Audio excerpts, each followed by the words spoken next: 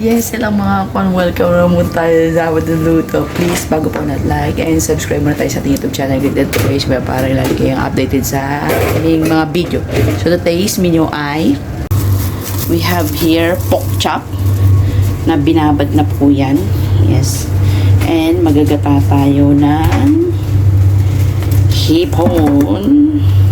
Gata na hipon na may sitaw, kalabasa, and there is this sili natin. So, ayan po ang ating menu for today's mga kakuan. Tara, luto-luto na po tayo ng ating lunch for today's video. Yeah! So, ayan, ginagayat ng ating sitaw.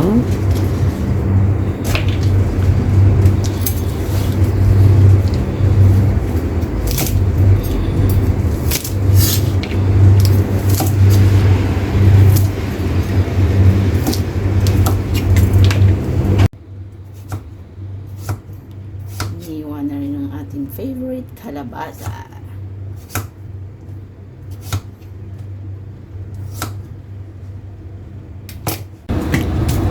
So, ito na yung ating mga gulay. Nakababad na sa water at inuumpisa na rin slice ang ating bawang at sibuyas. Start na tayo mag-cooking dito sa ating wok. At ito yung pagkain ni Caspero, breast chicken. Hindi mo naman binuksan. Pinapakil. Sabi mo, open mo ang fire. Wow. So, ilalagay na natin ang isang galong olive oil na galing pa ng Turkiya.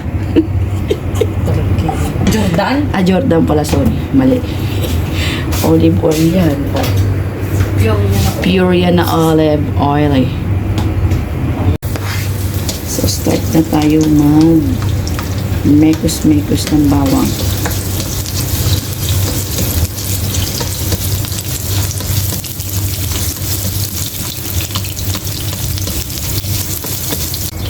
Mix ang ating sibuyas.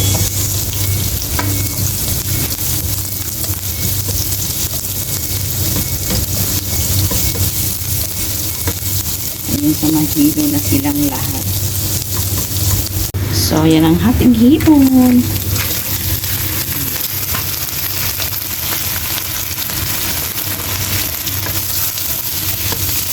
Gatang hipon na may sitaw and kalabasa.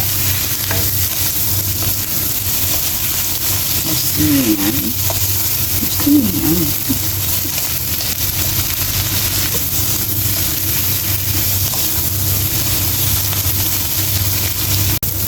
So, ayan. Tapos na natin gisa-gisahin ang ating hipon. Ano po ay hahanguin muna natin para hindi siya ma-cook over.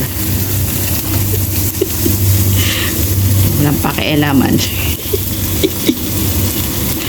Kanya-kanya po tayong way ng pagluluto.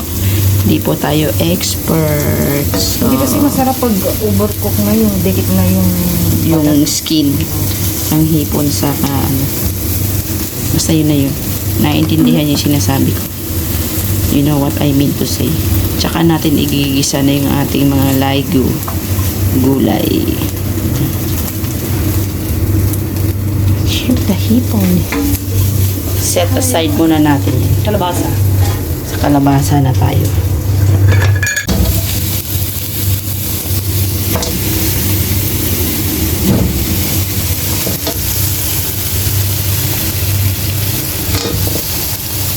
Sarap nito. Paborito ko talaga yan. Kalabasa.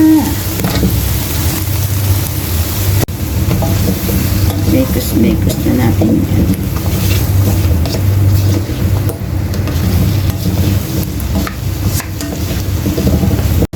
So, atin ang ilalagay ng ating gata.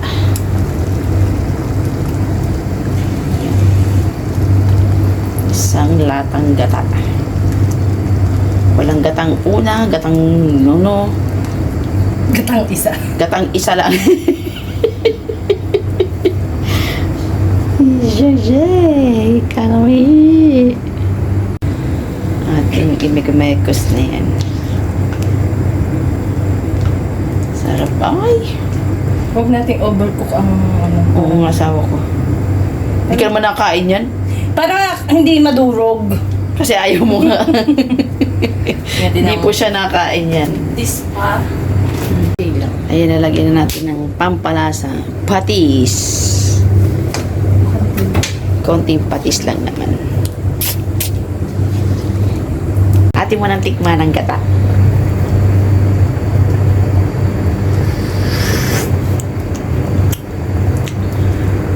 Ay, lasa? Okay na? Medyo kulang ng asin. Asin. Nilagyan mo naman ng ano ng timplang pang pasarap. Hindi pa no. Hindi naman nilagyan ko na. Kasi pag ano natutuyo eh. Pag Sarap. So next na po na ilalagay ang ating sitaw. ito na ng favorite ko. Yan ang favorite niya naman, sisaw. Sitaw, bataw, patanday. Kahit araw-araw ko yung ulam. Sitaw. Yes. Diba? Sarap. Sarap yan. At ang mga sili na yan. Yung sili dun sa luto natin na ano, hindi mas maanghang. So, ayan. Ihahalo ng ating hipo. Sarap.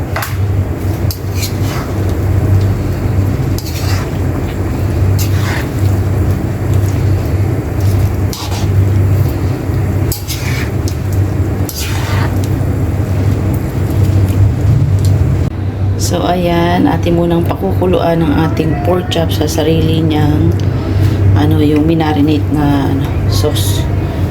Tsaka natin siya ipiprito. On the stove. Naka-on na ba yan? So, ayan, pakulo-kulo-kulo. And then later, prito-prito natin yan.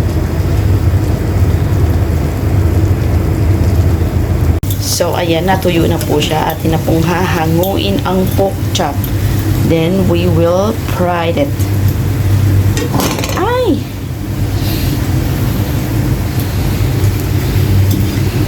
Kasi ang dirty nito eh. Ang arty. Ang arty ka dun, ha? Hindi nakakaganda. Hindi nakakaganda. So, dito na natin siya ipapry. Ayan. Nalagyan na natin siya ng oil.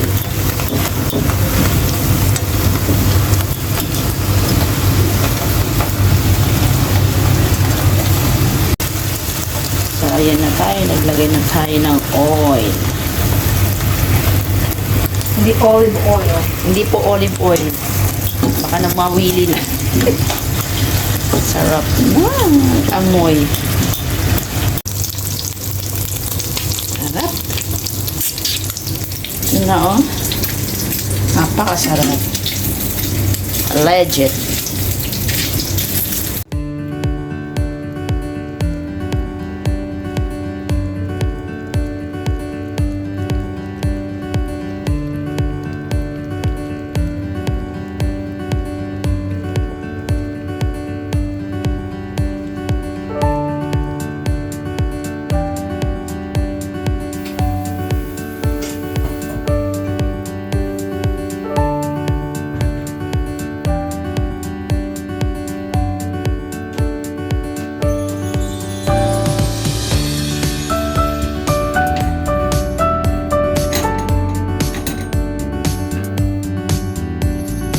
So, ayan mga kuhan, tapos na po ang aming Sabado luto. Ayan, naglilinis na yung asawa ko. Naglilinis na po. Siyempre, bago po tayong matapos at iwan natin ang kusina, kailangan po natin nilinisin. Pero bago po ang lahat, please like and subscribe muna sa aming YouTube channel, Casper and I Vlog po mga kakuhan. Maraming salamat po sa supportan nyo. Abangan po ang mukbang. God bless you. Bye!